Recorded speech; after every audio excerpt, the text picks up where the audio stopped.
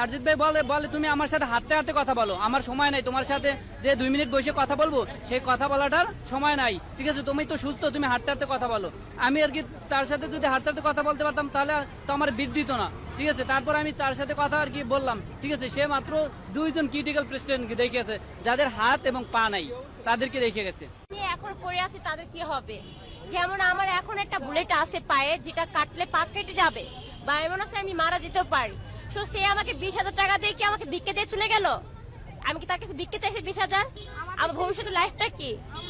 আমরা যে ভবিষ্যতে পাটা কেটে যাবে বা এরকম কোনো কিছু, সে একটা সিদ্ধান্ত বা কোনো ভালো মন্দ কথা সে তো কিছুই বলে নাই। সেই সময়টাকে সে আমাকে দিতে পারে, তা সে আসছে কি ভিক্ষা দিতে? তা সে ভিক্ষা তো রাস্তা বসে আমরা নিতে পারি। তো তার কাছে কেন আমরা সাহায্য চাবো? সরকারের কাছে কেন আমরা অনুরোধ করবো? আমাদের জন্য, আমাদের এত কিছুর জন্য আমরা কিসের জন্য করলাম? এই দেশের জন্য এত কিছু যে করলাম, সেটা কি ভিক্ষার জন্য? 20,000 টাকার জন্য? 20,000 টাকা কি সব রিস্কানা পকেটেও থাকে? যে ভিক্ষা করে তার কাছেও আছে। বাট আমরা টাকার জন্য তো আন্দোলন করি নাই, দেশ স্বাধীন করি নাই, এই ইনজুরি নিয়ে পড়ে আসিনি। এখন একটা বুলেট নিয়ে চলতেছি, নিজে পায়ে দাঁড়াতে পারছি না। অনাথ মানুষ, কি হবে আমার?